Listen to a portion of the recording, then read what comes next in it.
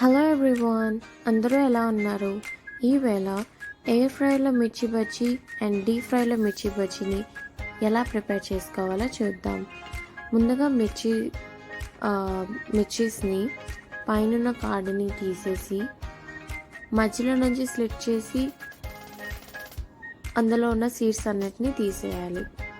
అందులో సీడ్స్ ఉంచితే మనకి మరీ స్పైసీగా ఉంటుంది అండ్ బజ్జీ కూడా పర్ఫెక్ట్గా రాదు.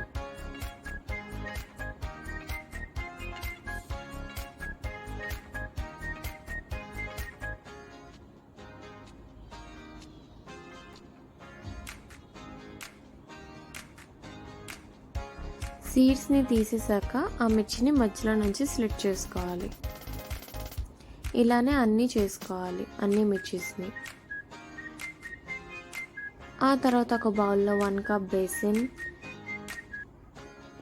2 స్పూన్స్ రైస్ ఫ్లోర్ని వేసి అండ్ ఆ పించ్ ఆఫ్ సోడాని వేసుకోవాలి. దాన్ని మిక్స్ చేసుకున్నాక కొంచెం సాల్ట్ అండ్ కారం దాన్ని కూడా మిక్స్ చేసుకొని గ్రాడ్యువల్గా వాటర్ని యాడ్ చేసుకొని దాన్ని థిక్ పేస్ట్గా ప్రిపేర్ చేసుకోవాలి. అప్పుడే మనకి బజ్జీకి అది పర్ఫెక్ట్గా మిర్చికి కోట్ అవుతుంది.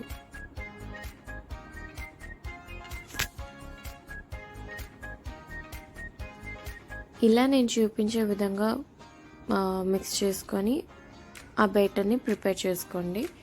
అండ్ స్టవ్ మీద కడాయి పెట్టి అందులో డీప్ ఫ్రైకి సరిపడా ఆయిల్ని వేసుకొని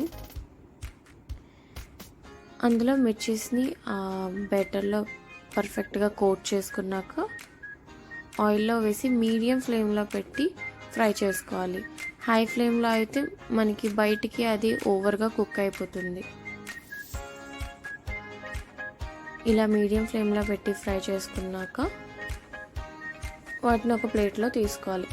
ఆ తర్వాత ఆనియన్స్ని చాప్ చేసుకొని అందులో కొంచెం సాల్ట్, లెమన్ స్క్వీజ్, కారం అండ్ జీరా పౌడర్ని వేసుకున్న ఆనియన్స్ని ఆ మిర్చి బజ్జీస్ని మధ్యలో కట్ చేసి అందులో స్టఫ్ చేసుకోవాలి ఆ ఆనియన్స్ని. అప్పుడు ఇంకా టేస్ట్ అనేది మనకి చాలా బాగుంటుంది.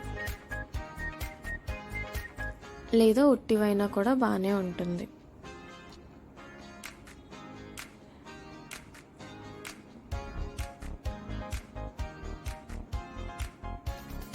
ఎయిర్ ఫ్రైలో మిర్చీస్ బజ్జీని కూడా సేమ్ మెష్ ట్రేలో మ్యాజిక్ పేపర్ని వేసి మనం ఎలా అయితే మిర్చి బజ్జీ వేసుకుంటామో సేమ్ అలానే కోట్ చేసి దాని మీద జస్ట్ ప్లేస్ చేసుకోవాలి.